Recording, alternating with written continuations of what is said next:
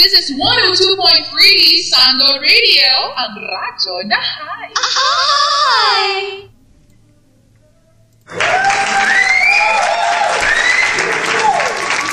Magandang hapon mga karadyo. Ang oras natin ay 5 o'clock ng hapon. Ako nga pala ang DJ ng Masa, DJ Ems, at maghahatid ng balitang pangmasa.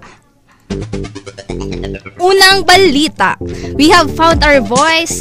Ayon kay Prichy Britana na mensahe nito kahapon sa crowd malapit sa Quirino Grandstand.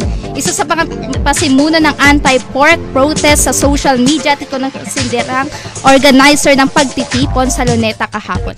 Masaya ito sa kinalabasan ng rally kung saan kitang-kita umano ang pagkakaisa ng taong bayan para sa pagbabago at pagpapakita ng laban kontra sa katawilian. Ano ba yan? Nabubulol na ako. My God, ano ba to?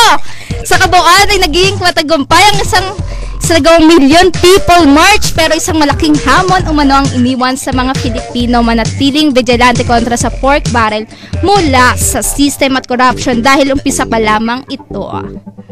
Yan. Dumako naman tayo sa showbiz news mga ka-radyo. Nako naman, si Robin Padilla at Mariel Rodriguez ay ang pinakamaagang dumating sa Luneta. Nagpunta sila sa rally bilang mga ordinary taxpayers at hindi bilang mga sikat na artista na tumutol sa pork barrel. Marami ng sorpresa sa pagdalo ni Willie Revillame sa anti-pork barrel rally. Ayon kay Willie, nakikisimpat daw siya sa ating mga mahihirap. Sila lang mga mahihirap.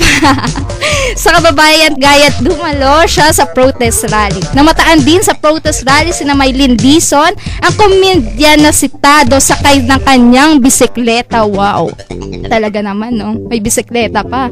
Ang direktor na si Lori Reyes at mutya ng masa na si Doris Bigornia, yan idol ko yan eh, na pinakaguluhan ng mga estudyante, nagpakuha pa ng litrato. Ano, kalain mo yun? Pork barrel, tas may litrato. Naku naman, dahil sa libo-libong mga tao, nabalitaan din na naroon din sina Edo Manzano at Arnel Ignacio. Ayun lang nga. Yun lamang po ang ating mga balita ngayong hapon. Ito nga pala ang DJ ng Masa, DJ Ems, ng 103.3 Sanlo FM. Radyo ko yan eh.